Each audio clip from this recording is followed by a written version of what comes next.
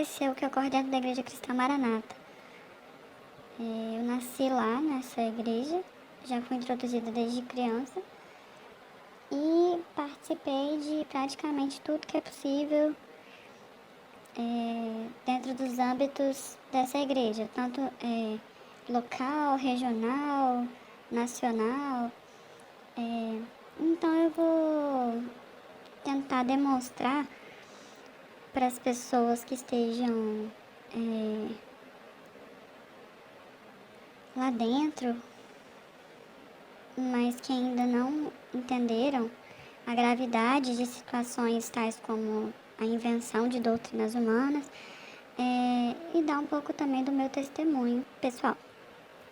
Inicio dizendo que, como Jesus falou, que um pouco de fermento leveda toda a massa, ele demonstra que a doutrina dos fariseus na sua época, afetava todo o seu ensino e que, portanto, não deveria haver nem um pouco de atenção àquela doutrina propagada por eles. Jesus separou totalmente o que ele falava daquilo que os fariseus da época viviam e ensinavam. Porque os fariseus saduceus estavam levando o povo à condenação eterna de Deus. Assim, no decorrer do tempo, as doutrinas heréticas da Maranata começaram a afetar o ensino de Jesus na minha mente. Eu sempre fui muito quieta depois da minha adolescência e frequentava a igreja da forma disciplinada quando desenvolvi a minha vida adulta. Ou seja, de forma regrada. Eu sempre participei da igreja, das atividades. Porque esse era meu perfil. Depois que houve o escândalo do desvio dos dízimos, a situação me deixou bem atenta quanto às práticas de vida, principalmente dos pastores. Muitas histórias de diferentes lugares foram surgindo para mim, escândalos de diferentes espécies. Comigo mesma presenciei pastores falando que eu não seria abençoada por Deus se não fosse da igreja local dele. Ele falava no meio do culto, interpretando línguas estranhíssimas, como eles chamam aí no canal em algumas pessoas chamam de línguas estranhíssimas, porque na verdade muitas vezes não tem nada de Deus naquilo e aí esse apelido ficou dessa forma realizado, línguas estranhíssimas. Então, porém, como se vê na Bíblia, Jesus ele não agia assim. Ele dizia que todo aquele que estivesse cansado poderia vir a ele. Por outro lado, esse pastor criou uma outra seita local dentro da seita da Maranata, ao falar que a bênção de Deus era só para os membros daquela igreja e não para mim, que estava visitando, que estava com o coração muito aflito, buscando sinceramente o refúgio de Jesus, mas definitivamente não encontrei. Então eu saí achando que Deus não queria me abençoar, a minha mente isso ficou, por não pertencer àquela igreja, que foi exatamente o que o pastor falou. Mas na verdade, era Satanás querendo tirar a minha fé em Jesus.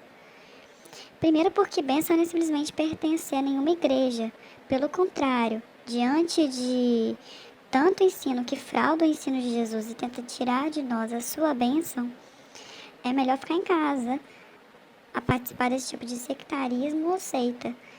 Há muitas histórias que eu poderia contar de verdadeiras perseguições exteriores a mim, satânicas, para que a minha fé em Jesus não prevalecesse enquanto eu estivesse lá dentro. Quando eu estava lá dentro, isso ocorreu muito e que me causaram muitas aflições mentais e espirituais. Eu continuei a analisar as doutrinas, falas, pregações heréticas, totalmente desviadas do que estava escrito na Bíblia, e muito sentimentalistas. Sentimental, eles tentam apelar demais para o sentimental. E totalmente divergente do Evangelho. Por parte deles, eles fazem muito. E isso me preocupou mais que tudo, porque eu pensei, se Deus nos elegeu para viver algo e toda essa doutrina está desviando isso de mim, o que me resta? Essa vida aqui? Buscar Deus para essa vida? Aqui? Ter paz e comunhão com esses ensinos de demônios? Por outro lado, muitas atitudes pessoais dos pastores são péssimas. Como verdadeiros lobos devoradores, eles te tratam com provocações, desafios, sem ensinar Jesus com tudo que o envolve, mas apenas pregam parte da Bíblia, adicionam o que acham ser suas geniais construções bíblicas, verdadeiras revelações espirituais alcançadas por eles. Esse é o grande problema de que Jesus nos alertou. Um pouco de levedo fermenta toda a massa. Isso significa que eles têm essa mistura tão influenciadora de acordo com o que Jesus falou.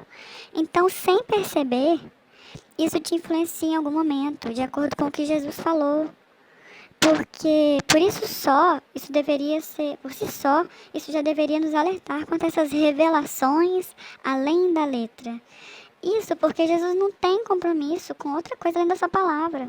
Aliás, ele falou que haveria falsos profetas, pastores mercenários, que na verdade fariam tudo o que pudessem em exploração de suas ovelhas, porque não tinham cuidado por elas, assim como ocorria na sua época de pastores de ovelhas. Jesus nos comparou a elas para que não fôssemos alvo das suas maldades pessoais e contrárias a Jesus.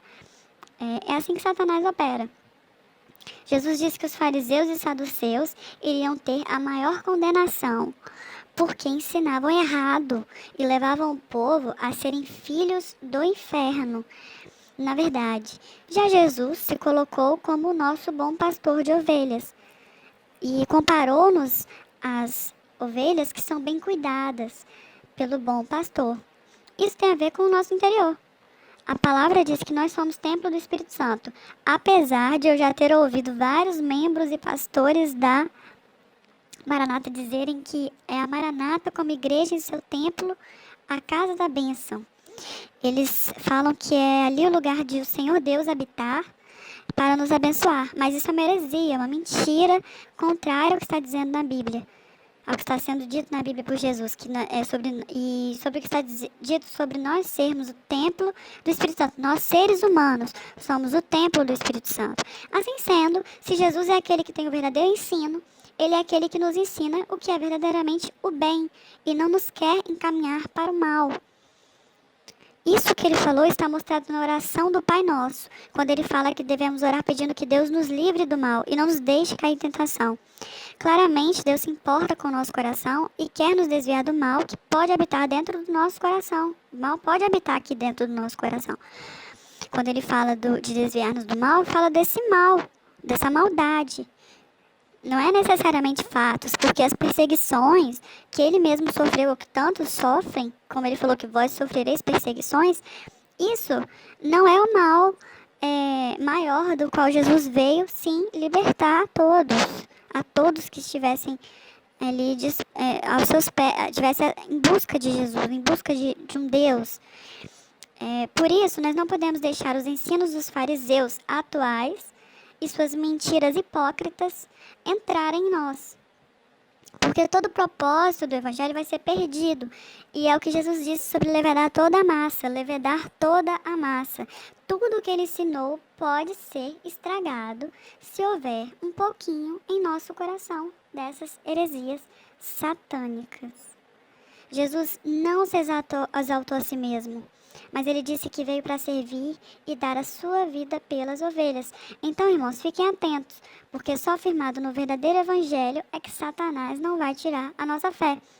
Podem vir perseguições externas satânicas, assim como veio a Pedro, e Jesus lhe disse que havia rogado a Deus para que a fé de Pedro não desfalecesse. Do mesmo modo, podemos crer que Jesus ressuscitou e está à direita do Pai até o fim, para fazer cumprir a sua palavra. Mas precisamos ter a nossa fé nele, jamais em doutrinas além da letra. Percebam a sutileza do fermento? Eles pegam construções bíblicas e fazem parecer ser bíblico. Parece, mas estão, na verdade, acrescentando ideias diferentes do ensino de Jesus. Como se pode ver, eles são pedras de tropeço. Pode parecer que está tudo bem, mas o evangelho está sendo levedado no seu coração. E talvez você nem tenha se dado conta. Ou então está firmado em bênçãos materiais, ou discursos que de algum modo te favorecem, aqui nessa terra e sufocam o verdadeiro evangelho. Enganos tais que levam à atuação de espíritos enganadores com a invenção de revelações, mudanças na Bíblia, criações de regras, meios de alcançar a graça que já nos foi, na verdade, dada por Cristo. E isso faz com que nós pequemos e percamos também a nossa percepção do que devemos ter em nossos corações como conceitos de fé, misericórdia e justiça de Deus. Foi como que ocorreu com Saul. Ele já havia sido rejeitado por Deus, por desobedecer, e quis ouvir algo de alguém que não tinha nada a ver com Deus, achando que ali ele teria alguma resposta à sua alma. A mesma coisa hoje é quando só Jesus é o caminho, a verdade e a vida, e as pessoas se deixam levar por doutrinas diferentes da de Jesus, para alcançar a vida eterna. Tudo já nos foi dado, basta que a leitura da Bíblia esclareça isso, sem nem qualquer outra invenção sutil com o nome de revelação além da letra, ou seja lá o que for que eles inventarem. Eles enganam com um pouco de levedo, mas que é suficiente para estragar toda a massa, conforme disse Jesus. Portanto, a desobediência leva a pessoa que já conhece Deus, a buscá-lo, mas não necessariamente encontrá-lo, se não for exclusivamente como Jesus veio nos levar a Deus. É isso. Vejam mais vídeos no canal, esclareçam as suas dúvidas na palavra de Deus. E há outros canais que exploram a Bíblia sem acrescentar nada. Fiquem na paz de Jesus.